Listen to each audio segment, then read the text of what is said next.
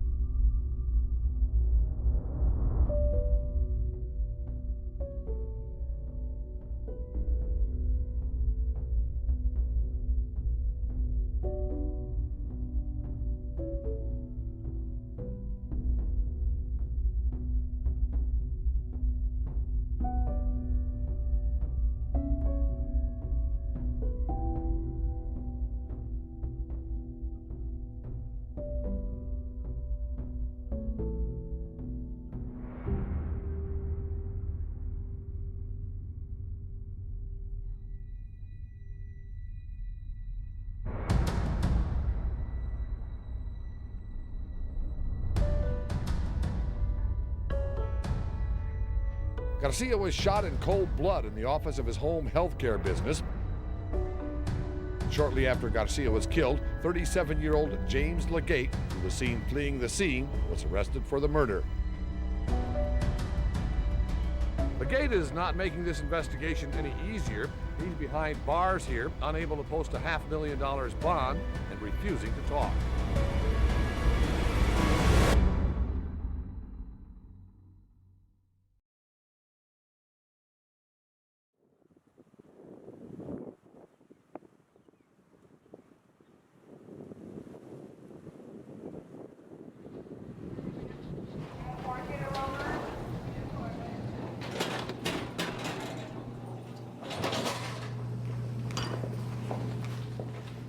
My name is James Walter Legate. In 1999, I was convicted of the murder of Eddie Garcia, which I did not do. This is Detective David Sapansky, Jr., badge 2275 of the San Antonio Police Department's Evidence Unit in reference to case number 98527-239. The incident took place at 1328 Callahan Road on the 3rd day of September 1998. The video we're going to be looking at is in reference to a murder that took place earlier this evening.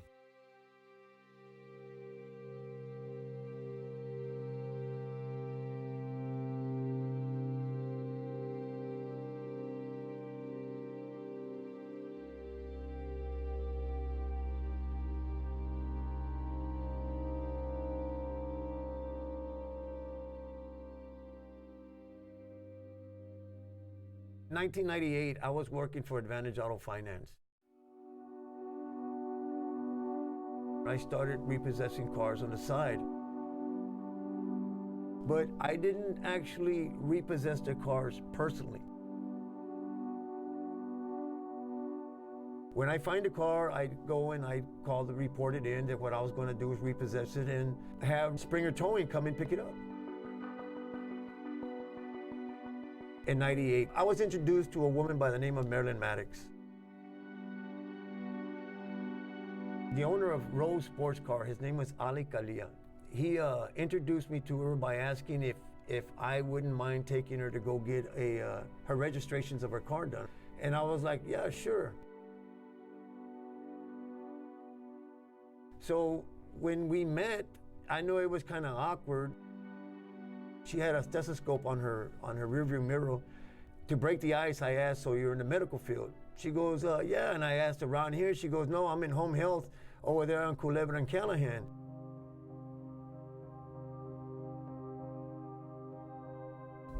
At that point there, we're looking west, and we're going to be panning to the south, and I'm going to give you a 360-degree view of the outside of the area. Sometime around August, Ali came up and asked me if I remembered Miss Maddox, and I said yes. He goes, well, she defaulted on her car. Can you go pick it up for me? September of 3rd, I figured, well, you know what? I'll just go by the office. You know, maybe she might be there. So I'd go around, I'd drive around, I see that she ain't there. So what I did is I just kept driving by.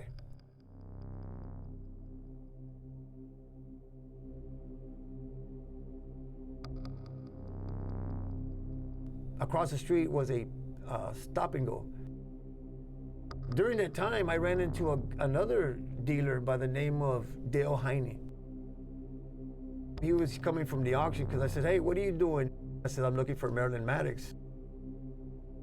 After I spoke with Dale Heine, I went across the street, and I was there. I ran into a friend of mine named Randy, and he asked if I wanted to have a beer, and I said, "Yeah, sure, why not?"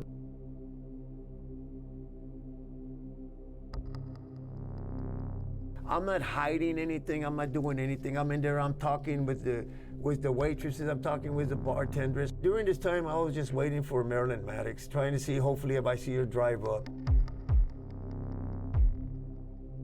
What we're looking at right now is the front, 1324 Callahan Road. That's the front door to the bar, the Players Bar. I'm going to be walking inside and standing in the doorway.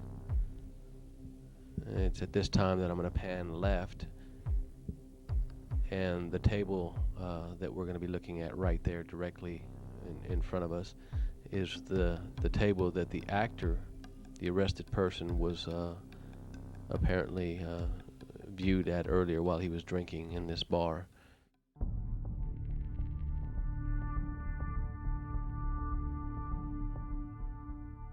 I had went inside to Dependable Home Healthcare to see if I can actually get information on Miss Maddox.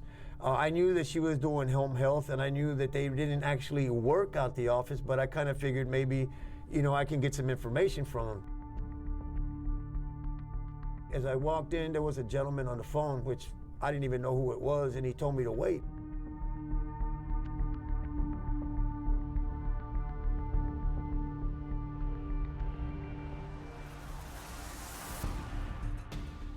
During this time, well, I get my briefcase and I'm pulling out my business cards while he's on the phone. And when he hung up, I'm about to shake his hand and hand him the card when all of a sudden he just rears up and just flips his table.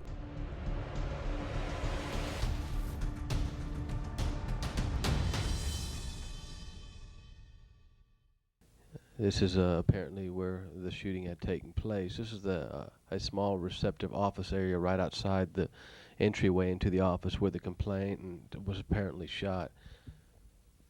What appears to have been signs of a struggle. An overturned table, overturned chairs, blood evidence on the chair. I'm going to try and pan and give you an overall view of what the room looks like. Everything happened so fast. I mean, it's just like one solid motion. Everything happened so fast that the table flipped, I fell, and I seen a person behind me as I fell. And next thing I know, I just ran. I mean, I don't know if it was instincts or what.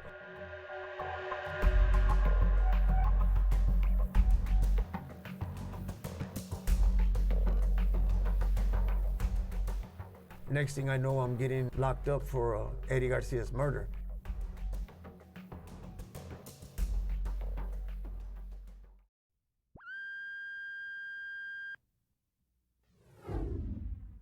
A gun, a shot, a murder. Find Legate shackled and, in his words, scared. I did not kill him. I did see somebody while I was in there, and that's that drawing I made. A sketch Legate's attorneys have simply called Mr. X. I'm just sketching what I think, what I know I saw. I saw somebody there. The guy that I drew, it seemed like either had long hair or he had a do-rag on his head, something that was covering his head. I wish that I could have been more helpful. I wish that I could have seen more.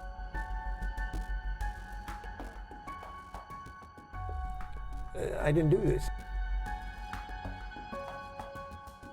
But police sources tell me, sketch or not, they believe they've got their man. They also tell me they can't rule out the fact that James Legate may have been a hired hitman.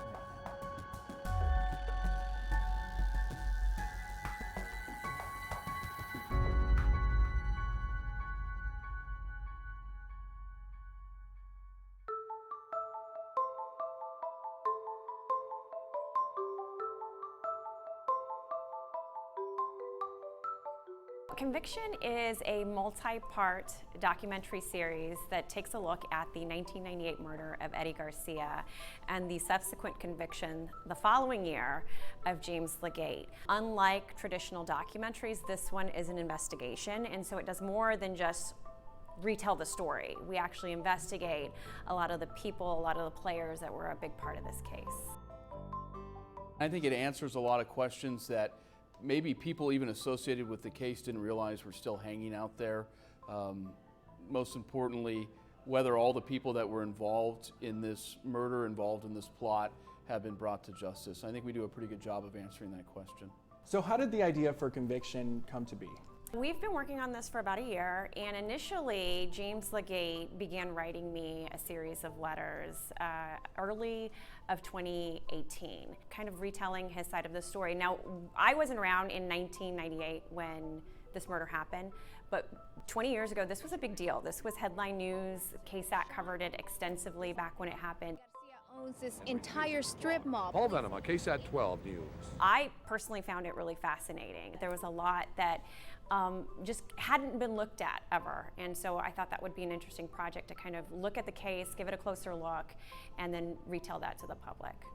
I think you could find other murder cases, even high-profile ones, and that happened decades ago, 15 years ago, look back at them, and I think in most of those cases, you would be okay with how it was handled. Was it thoroughly investigated?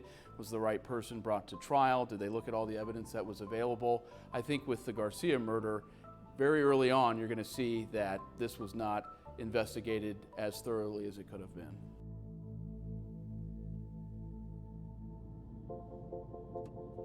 So tell me about James Legate and when you went to go visit him in prison. How many times did you go visit him? What were some of those encounters like? There was a total of 3 visits. I didn't really have a preconceived notion going in of who I thought he would be and what I thought he would be like. I just wanted to keep an open mind. I got the sense that he was being honest with me in our first encounter. Our first interview was more so I could understand some of the details of the story and then kind of get a read of him.